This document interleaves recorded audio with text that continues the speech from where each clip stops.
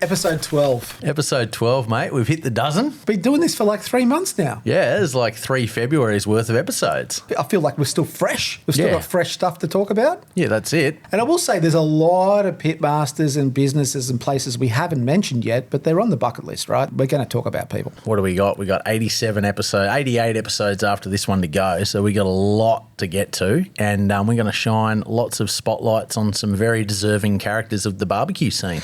So on that, what's in this episode? We've got a brand new segment. Right. We've also got a UK-based pitmaster, the Smokey Rebel. We've got giant cartoon steaks. And we're also going to feature who I consider one of the legends of the merch game. Right. More about that later? Yeah. Okay, as per always, we're going to start with the fuck up of the week. It's a great lighthearted way to get the episode off and rolling, and it's always good for a laugh. It is. It's a good warm-up. All right, let's play this one. What's going on here? So for those that can't see at home, we have a couple of blokes, A couple of lads. who are trying to do the loop-de-loop with a massive big pan of paella. It looks like that. There's some good sized prawns in there, and oh mate, he's actually decided he wants to wear it as a cape. So I have no idea where this video came from or any context. I can't even read the captions because they're in Portuguese. But this guy has burnt the shit out of his back trying to flip this paella over. Yeah, but credit to him, he did not lose the ciggy the whole time. I've slowed this down a little bit so we can actually see that gravity gives no fucks about your culinary skills. 0. Oh, the pain is instant. It's 2nd degree, I reckon. So as he's flipped this thing over, half the paella has ended up on his back and it's obviously bloody hot. Yeah, if you throw that into a day in the sun too, that's not going to tickle. Okay, moving on to our second fuck up of the week. Again, this video has no context. I don't even know whose it is. We found it on the internet. Stole it, but also we try and do our best here at the Underseason podcast to credit where the videos come from, but sometimes they've been shared multiple times and we can't find the original. But what we're watching here is old mate.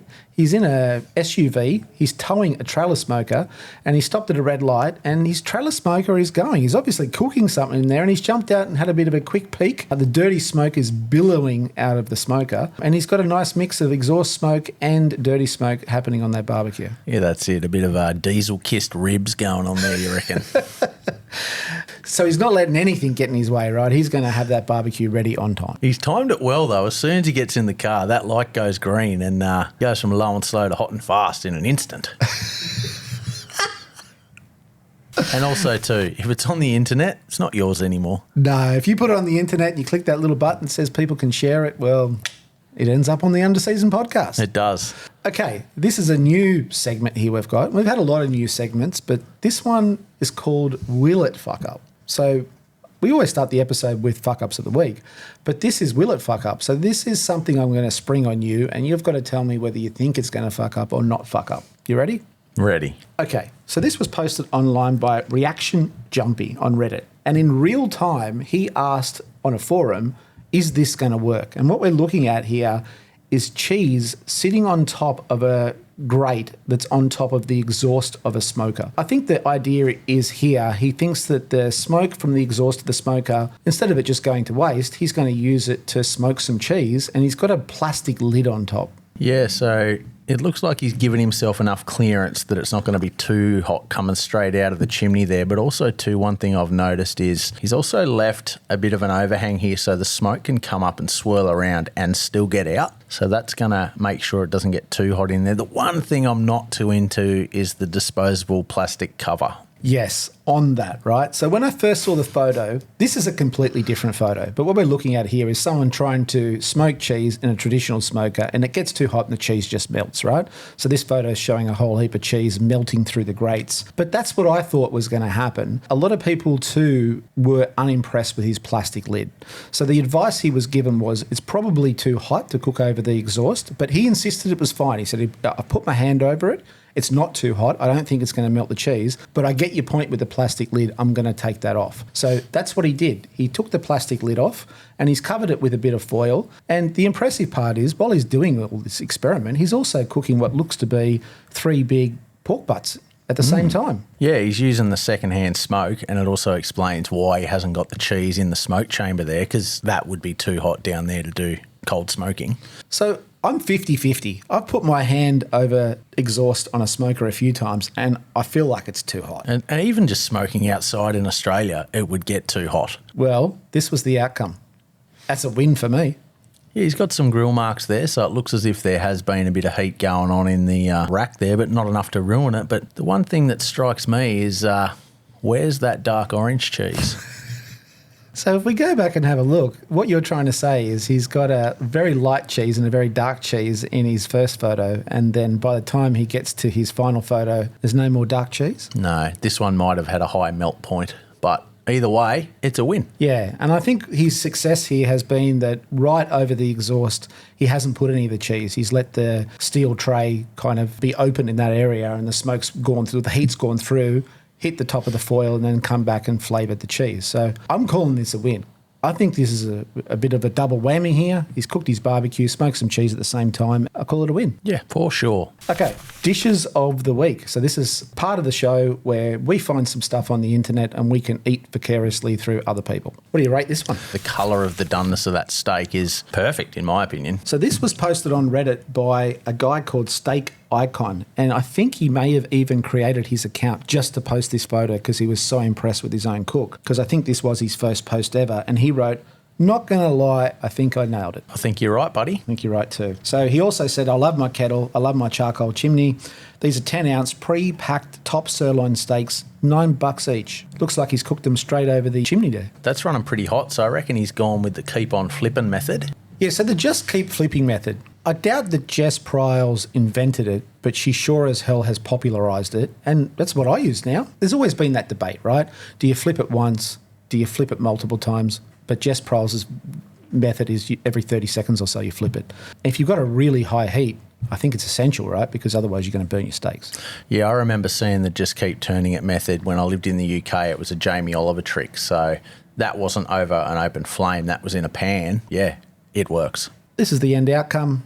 Well done. I reckon he nailed it. Sick. Okay, this one was posted by your good mate John Aussie Q Austin, and these are called the Centrelink oysters. I'm all about these, mate. These are prosciutto wrapped dim sims. He's glazed them with a bit of barbecue rub and a soy sauce, I think. He's done them in the smoker. I've seen these become a bit of a rotating menu item at Lance's place down at Big Boy Barbecue in Melbourne, obviously home of this style of dim sim. These are banging. Yeah. So these are sliced dim sims wrapped in prosciutto with a barbecue rub, glazed with soy, sesame oil, chili sauce. And then he smoked them with cherry wood, which has kind of maybe even helped him with this glorious colour he's got. Yeah, we need to do these on the show, but I reckon we should do them in the fried not fried method, where we get the kettle, we get the vortex in the middle, and we get it running hot. Yeah, let's send it. And also, too, those that aren't familiar, a dim sim is basically a meat and cabbage mix almost, wrapped in an Asian pastry and then either steamed or fried. But last time I checked the ingredients in the bag of dim sims, it just says meat. Doesn't state which kind. Good old mystery meat. Well done, John. Looks great. What do you make of this? That is sexy. It's stunning, isn't it? So this was posted by Luke Rutz. He cooked it on a ceramic smoker. It's pork belly with a homemade fermented jalapeno hot sauce salsa. How good am I for saying all that at one time, by the way? One take Beaumont, we call him. But yeah, I'm happy. That salsa looks beautiful, you know. We're a fan of putting fruit through the salsa, and I love that amount of coriander or cilantro for those viewing overseas. For those that think he nailed the pork belly, I think he did. He bloody nailed it, right? And this is a pretty good hack. This is becoming something that a lot of people are starting to share now, and it's a matter of when you cook your pork belly, you cook it on a rack on an angle. And do you know why they do that? I do believe it's so that it opens up the surface of the crackling to the heat source. So a lot of these ways they cook them in the kettles, in the ceramics and that, they rely on the heat swirling round. So if it's sitting flat, the heat's sort of only just coursing over the top, while if you put it on an angle, it's essentially hitting it directly. There's a few guys out there, like I think Bulma has actually made a little metal tray that you can put into your cooking device to help you with it. I've seen Troy Bilberry in New Zealand actually just prop his up against bits of smoking wood, but it's all the rage to get that crackle perfect, because a lot of people are like, you can't get good crackle and smoked pork in the same cook, but these guys have proven it very wrong. Yeah, well, the proof's in the pudding. I also want to say having it on that angle allows the fat to run off it too, Yeah, which I kind reckon. of dries it out a little bit. Yeah, and the fat could also too add to the, the seasoning of the smoke. If it's going down and hitting the hot surface and vaporising, it could aid in flavour profile, I guess. Well, this is smashing looking pork belly, so well done. Great job. Okay, that brings us on to videos of the week, and this is a video you sent me which is kind of near and dear to your heart. It is, mate. Let's have a little bit of a watch. If you think I'm a barbecue nerd, it does not even come close to my love for coffee. So this guy here, he's got an old school sort of popcorn maker by the look of that. And when you're actually roasting coffee, once it hits that sort of 180 degrees internal, it actually makes a little popping sound like popcorn. And that's basically the sugars inside the green beans caramelising and telling you that you've hit your desired roasting doneness. And then he's got it nice ground up for the espresso extraction, which he's got a manual little machine there. I'm really into this. Like, watch this pour. The tiger stripes coming down the naked filter there. And That's a nice pour. He sprayed something in the beans before he ground them. I'm not 100% sure. It's only quite a newish thing. The thing is with coffee is there's always new ways of doing things and arguments and that sort of thing. I think it actually helps deoxidize the bean and settle it down so that it becomes more consistent during the grinding. I'm probably completely wrong. If you know, let us know.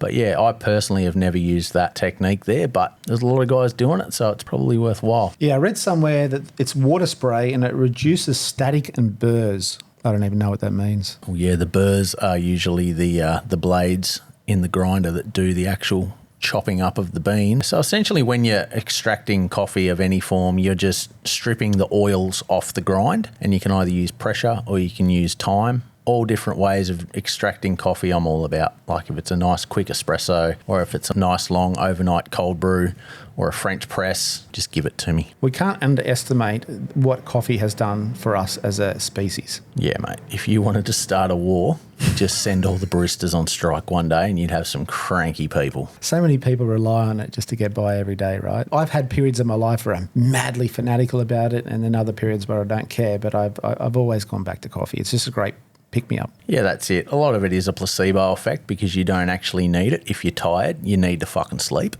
But coffee can give you that warm little hug that will reassure you that everything's going to be okay. I like it. Okay, so this one was posted on Insta by a person that spends their day at the Donggang overseas Chinese market, and it looks to be, and I could be wrong here, but it looks to be a massive piece of tuna.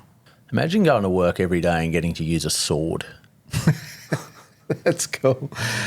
So what's he cutting off here? It looks like he's cutting off a very dark red part of this tuna. Yeah, I think that's the bloodline, and that can be the part of the tuna that's sort of, well, not just tuna. I know with marlin, it's a big thing too. It's why it's not often a table fish. It's because those parts of the fish hold a lot of heavy metals, like a lot of iron, a lot of mercury in some shark and marlin species. And it's something you should really only eat in moderation. If he's removing the part that has all the badness in it, I think that there is a cracking fillet of fish. Yeah, looks impressive. It's crazy how much tuna looks like meat. And to prove that point, this is another video you sent me. It was posted online by Food Adventure IG. And this is also tuna, but a specific part of the tuna. Yeah, so this is the otoro, as they call it, which is the tuna belly. He's literally earned its name as the Wagyu of the ocean. Well, it looks exactly like Wagyu steak. Speaking of Wagyu steak, our video got a couple million views about us talking about A5 Wagyu steak in Japan.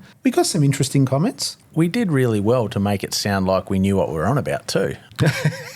It's heavily edited, by the way, because, we're learning as we go, along with a lot of people, right? Trying to educate ourselves the best way we can. But there's no denying that this looks like a stunning, fatty piece of tuna. You were mentioning before that it has some sort of fat residue. There's a famous sashimi chef in Toronto called Chef Antonio Park, and he has the otoro on the menu quite regularly, and he'll actually show you where he'll glide his finger over the top, and his fingers are just saturated in tuna oil, essentially, because the fat, obviously, once it hits room temperature, it liquefies. This also isn't just the sort of fish you can ring up your local fishmonger and put an order in for. You've got to have some pretty decent prerequisites to sort of have this thing on your menu, because it's pretty rare, and you've got to be able to do it justice. Fat is flavour, And there's no doubt that, you know, the more fat that is in meat and probably tuna as well, the more flavour it has. But there is a bit of a tipping point for me anyway.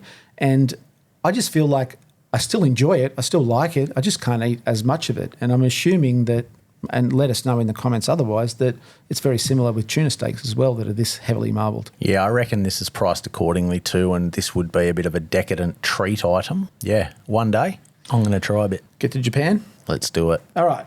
Here's another video that you sent me. That's a big looking steak. Mate, that's a cartoon steak. I believe the comment in this video was a Tom and Jerry steak. I looked at this skateboard that we have behind us the other day and I was like, what even is that cut of meat on the barbecue? And then I remember when I was a kid, every time you drew a steak or a piece of meat, you put this big fucking bone in the middle of it. You look in all the cartoons, all your Looney Tunes and that, when they got a steak, Flintstones as well, there's a big bone in it. I was like, I've never cooked a steak with a bone in it, and here it is. So I want to say, and I could be wrong, but this is the top of the thigh of a cow, and that little piddly bone there is what holds the cow up, right? That's its leg bone, but I think that's where the steak comes from that's this big. And these guys have nailed this cook too. Yep, done good. So that brings us on to this photo. Now, this photo did the rounds. It's done the rounds a couple of times. It was taken in New Zealand, and the guy in the photo's name's Clint, and he owns a restaurant in New Zealand called Moorpork. And this was cooked by Mo Cason. And I just happened to be around while they were cooking this steak for a radio station in New Zealand called The Rock. It's a really popular radio station, and they were going to get a competitive eater to come in and try and eat this steak. Now, Mo Cason did reverse sear this steak. When this photo was taken 7-8 years ago or something like that, we really didn't know what a reverse seared steak was back then. So we're lucky we had someone like Mo around to cook this thing properly so that they could eat it. But this thing blew up. The moment I took this photo, I think I took it in the morning, posted online, went about my day. The next time I looked, we had a few million views. Amazing.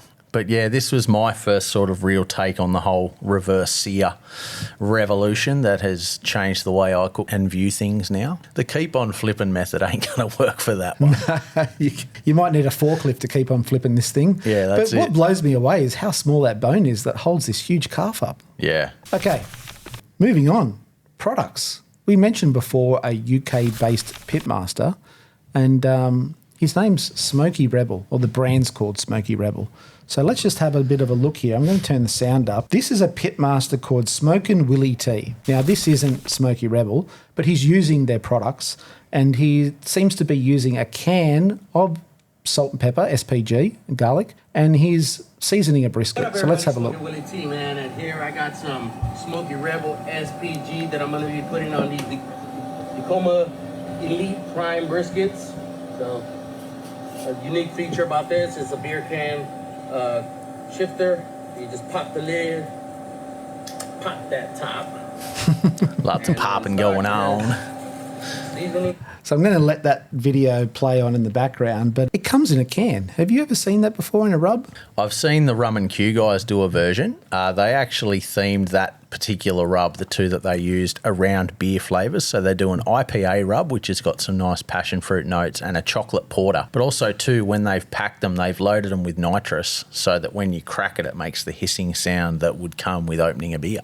Yeah, I think it's great. I mean, recyclable container, always a fan of that. Yeah, I think Smokin' Willie T, he must be seasoning quite a few briskets here because he's got a bucket and he's seasoning the brisket in a bucket, which is a great way to kind of, if you're doing lots of briskets there, to kind of recycle your rub a little bit. So if you get any off the sides, you can kind of put it back on the brisket. If you're going to, chuck a fresh brisket in after that, it's going to pick up all that stuff that's already on the bottom and half the job's done for you. Minimising the waste. Yeah, great little tip there. But let's have a look at Smokey Rebel's range here, because he's got quite the range. It's very impressive. He's based out of the UK, and this is one of his flavours, Texas Red, but he's also got Greek Odyssey, Chipotle Cowboy, Holy Jalapeno, and a ton of other flavours that we're going to get through. We've been hearing a lot about this guy, so... Yeah, I think that Texas Red one is a collaboration with Bill Dumas, our friend, the Sausage Sensei. Anytime two heavyweights want to join forces, it's going to be a good time. Yeah, I'm a big fan of his packaging. It's different. Yeah, it's very cool. All in the beer can too, and you've got that little plastic lid to put on top to make sure the rub doesn't go bad. Don't have too many humidity problems in the UK, so they probably wouldn't clump up too much. What flavour you reckon Miami Mojo is? I reckon it's a white powdered rub.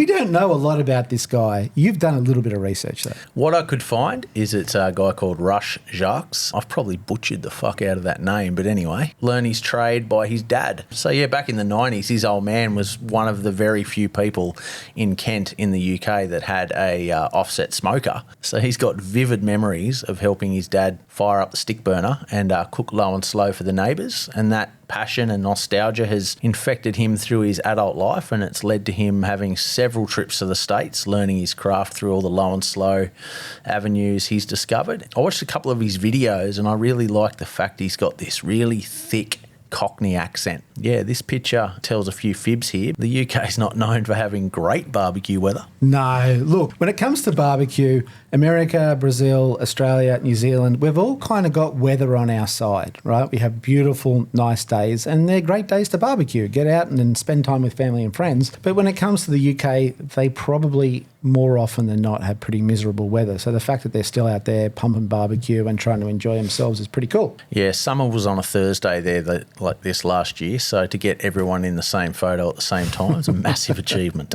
Ah, dear. Okay, well, we're going to find out a little bit more about this guy and UK pitmasters in general, because it's a little bit of an untapped area of the world where I don't think they get enough love. So if you know anyone in the UK or anywhere in Europe that you think is doing a good job of barbecue, let us know. We'd love to feature them on the show. Bloody oath. Okay, bit of news. Bit of news. So this one here is a little bit of an old one. This predates us even starting the show altogether.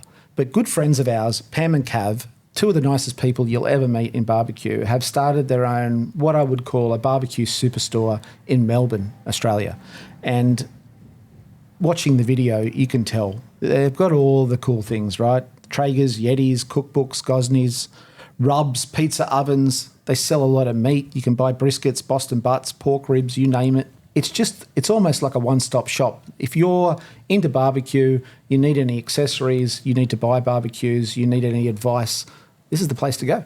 And even if you don't know anything about barbecue, go in here and you'll leave very knowledgeable. Everyone behind those doors knows what they're on about. They're very passionate. They're very awesome. And they've dipped their toes in all the areas of barbecue. You know, Cav's had success in competition. They've had their own barbecue restaurants, bars, all those sort of things. This is like the third evolution of the Q Club. And now they're sort of focusing more on the masterclasses and sharing the overall love, you know. Hey, we sure do know a lot, but let's let everyone else know how to get the most out of what we do. Yeah, one of the unique things that they do is if you buy, I could be a little bit wrong in how it works, but if you buy, they sell Primos and Traegers and barbecues, but if you buy a barbecue from them, they throw in a free masterclass. So you can go learn about barbecue, learn how to use the barbecue you've bought, try some of the barbecue, and their masterclasses are amazing. The type of food they serve, what you get to eat, there's a bar there too. It's a really professional setup and really well done. So if you're in Melbourne and you get a chance, go on down and visit the Q Club. And speaking of Victoria in general, they've got some great barbecue stores down there. They're blessed. Yeah, there's heaps going on. There's good big butcher shops. There's good barbecue superstores. There's restaurants that dabble in all that sort of thing. And it's just Melbourne, man. Melbourne's the coolest place in the fucking world. Unless it's COVID. Yeah, well, Uncle Dan, he spanked him good then, didn't he? We don't drop the C-bomb around here. No, we don't talk about that anymore. Okay, this one is really unusual to me because my eyes are deceiving me, right? This looks like very heavily marbled Wagyu beef, but it's not beef, it's lamb. What's going on here? It is. So I had a visitor call on through to my place the other day, one of my dad's friends. He'd just come down from northern Queensland, and he said that when he was in Hervey Bay, he caught up with a mate of his and he was saying how his daughter was working with a company promoting Wagyu Lamb. And I looked at him and said, what do you mean Wagyu Lamb? I've never heard of it. He's like, no, seriously, Wagyu Lamb. And anyway, I jumped online. Wasn't too much information about the Wagyu lamb breed on there, but I think it is sort of still in the testing stages of getting consistency and that sort of thing. But if you know, let us know, because lamb's awesome. But if you can make lamb better, let's fucking go. Yeah, these are lamb cutlets, and normally when you see lamb cutlets, they're not very marbled at all, right? But still tender and delicious. But adding another dimension there with some fat through it, damn, might be a new thing. Yeah, man, I could get a real good fat fire going with them. But that price scares me. Yeah, that price is 2 years old. So take into account inflation. You could probably put a 1 in front of that 7. Okay, well, if you know anything about Wagyu lamb or what looks to be Wagyu lamb, let us know in the comments because we want to know too. Is this a real thing or was this sort of just taken for the gram? Okay, so this is Art by Sigh, and this is the part of the show where we talk about some artwork that you've done for the week because you're an artist. And talk me through this one because it's a smashing piece. Yeah, so earlier in the year when we were going through our slow period, a good mate of mine, Chris, owns Black Dog Ink. He is my preferred go-to guy for all my screen printing needs. We did some collaborative designs and we set up an online store called the Doghouse Pizza Shop where you'd go online, you'd order a T-shirt which was named after a pizza. This one in particular was called The Lot because it's got all the famous dogs that resonate with me through my childhood having a good old-fashioned pizza party. A few little gimmicks when you order your shirt. It comes in a nice little pizza box that we've designed and branded. It comes with a little scratch and sniff sticker that makes your T-shirt smell like pizza. You can upgrade to the family meal deal. You add a garlic bread for $10 and you get a little T-shirt wrapped in tinfoil delivered to your door. And yeah, actually took a little bit of inspiration from another well-known artist who we're going to touch on soon. But yeah, this one's currently always available on my web store and hand screen printed on AS Colour tees as always. So before we talk about that, if you go to our YouTube channel and you scroll down in the description, you'll see a link to Sigh's store where you can buy one of these shirts. So get your hands on one. But talking about screen printing, traditional screen printing, as opposed to, is it DTG? I feel like sometimes when I get T-shirts, it feels like I've got a big patch on my back and it's really uncomfortable. When you get a really good screen printed T-shirt, they feel great.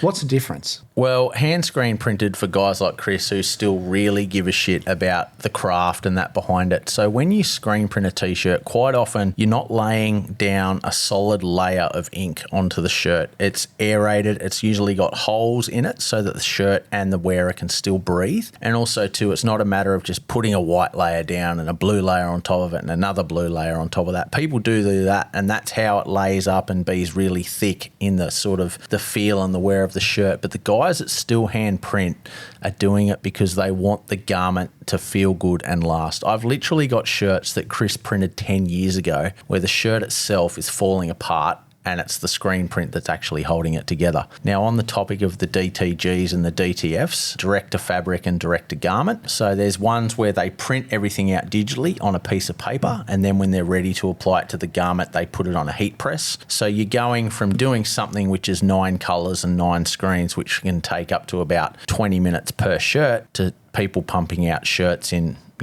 a shirt per minute. So a lot of it comes down to the prep, but the wear and the feel is completely different. Like a lot of these DTFs and the DTGs feel like someone slapped a 10-page magazine on your back and it sticks and it doesn't breathe, but people want their stuff now. A lot of the time people just want merch as a throwaway item. So there is a place for DTF and DTG in that aspect, but if you want good quality garments, hunt down a good quality screen printer and you will not be disappointed. Cool. All right. Well, that's given everyone a good education in the difference in screen printing, and go for those ones where people take the time because they're going to last. Yeah, that's it. Okay. Moving on to your inspiration for the theme of that shirt. We've got a featured artist. His name is Johnny Cupcakes. Tell us a little bit about Johnny. This guy is an absolute lord. So Johnny's always been a great artist and a great human, but he set himself apart where he's themed out a lot of his stores where he decorates them out to be cupcake bakeries. So you show up here, they burn cupcake-scented candles. When you open the oven to get your garment out, it looks like you're opening some freshly baked treats. He actually cops a lot of 1-star reviews on Google because a lot of people come in wanting cupcakes. He doesn't sell anything remotely related to food apart from awesome merch.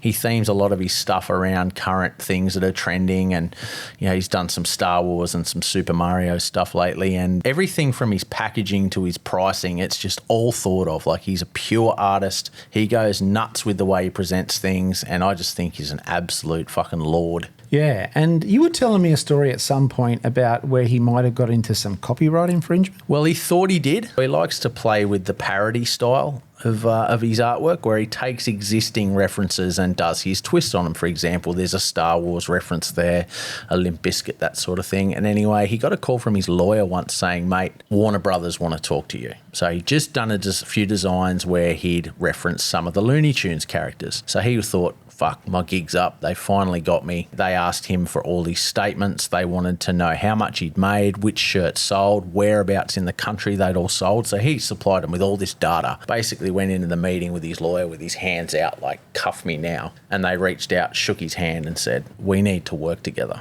because you've hit a demographic that we can't reach. So it ended up becoming a beautiful friendship. Good on Johnny.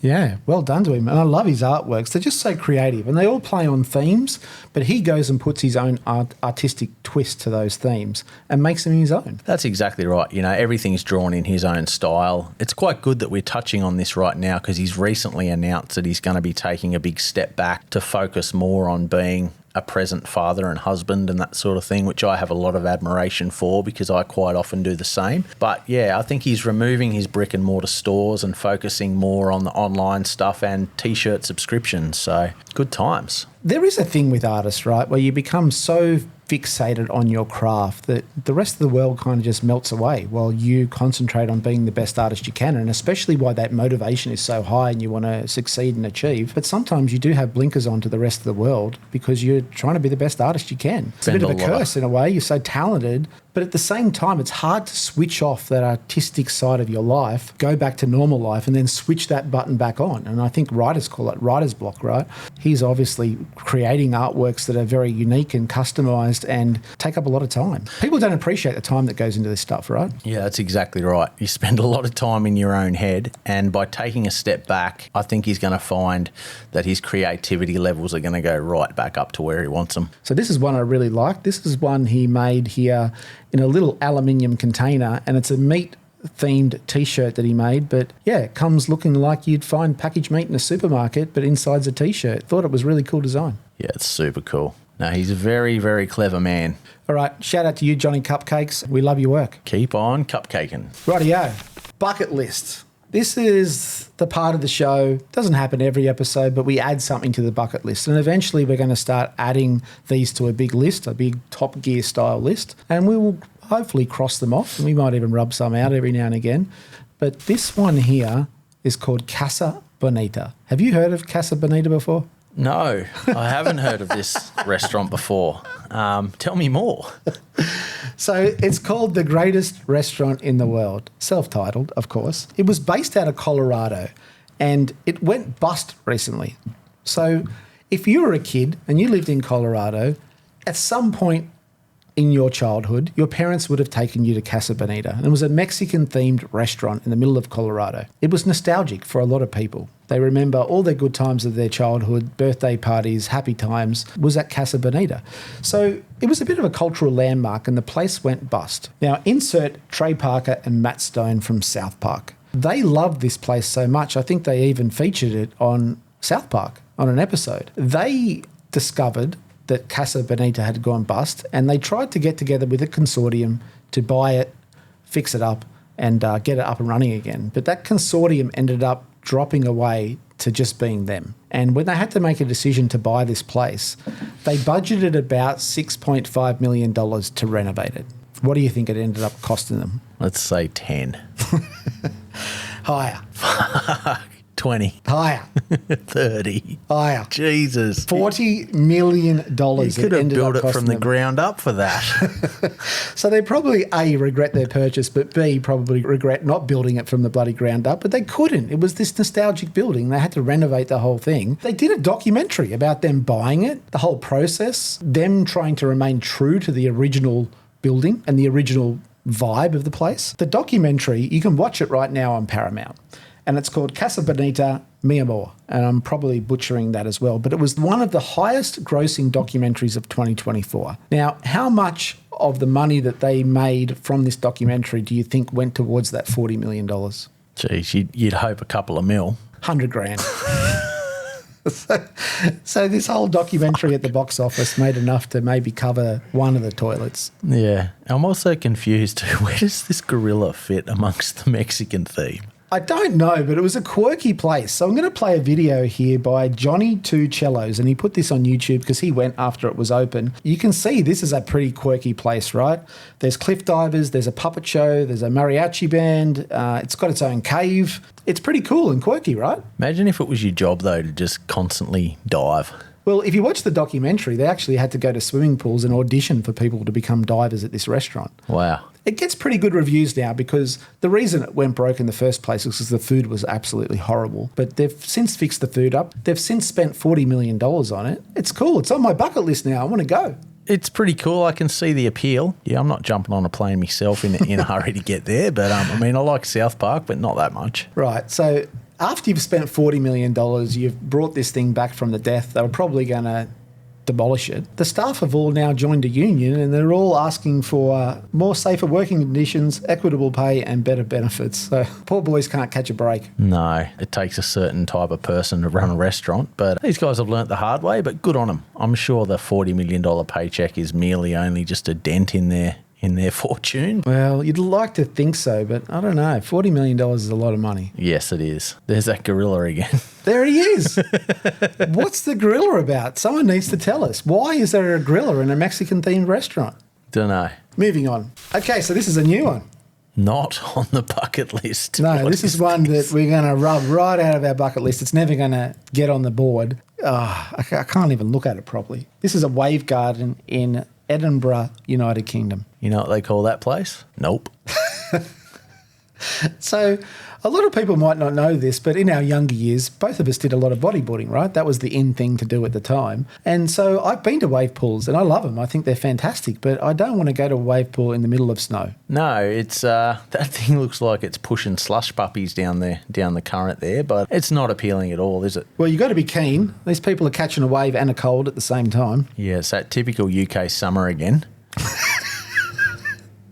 So, yeah, this is not for me. It looks like the wave pool's on beginner mode. So it's that real limp wave. If you ever go to one of these wave pools and you get on expert mode, it's a really serious wave. You've got to have your wits about you and you've really got to understand surfing or bodyboarding to even bloody get to the bottom of the wave. But this is not it. No, this is definitely not it. So surf is up and so's frostbite. Hang 10, minus 10. All right, we're getting towards the end of the show now. On the menu, what do we got? We've been a bit lazy this week. We have, mate. We're chock-a-block full of Christmas and New Year's leftovers, so we've decided to go back our saving grace from episode 1, our triple butter popcorn, and we thought, what better way to try these awesome new Alpha Blokes rubs, the Daddy's Dust in particular, and we're getting that hooked into a big bag of popcorn, mate. So the boys did deliver us a couple of samples, and we did feature them on the show a couple of episodes ago, but we haven't really had a chance to try them yet, right? So we've cracked one open. We've got out the triple butter popcorn. In the chef Mike, it's gone. 2 minutes. 2 minutes, get it nice and popping, chuck it in there, shake it up. After I did this, I realised, no, you need more than that. Topped it up, and here we go.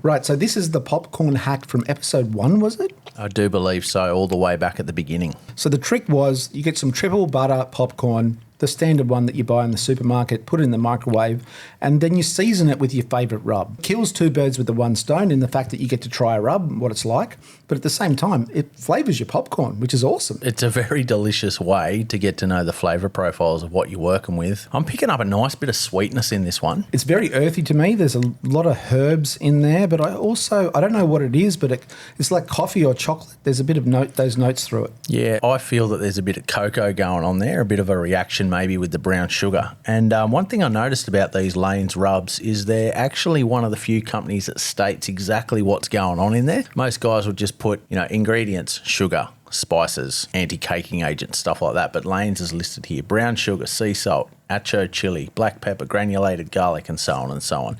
No coffee, no chocolate, but it's fucking good. Yeah, it's really, really good. So if you get some hands on some, well, you're lucky enough to get your hands on some because they sold out, give them a try. Yeah, that's it. Pretty much going to have to try and find all the Lane stockists at the bare ends of the earth to find the remaining cases of this stuff. So we're very lucky to have it. Yep. That brings us to the last part of the show, which is our Encore. And this is an opportunity where I find a picture. You haven't seen it before.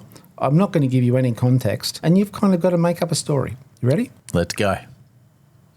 Fucking hell.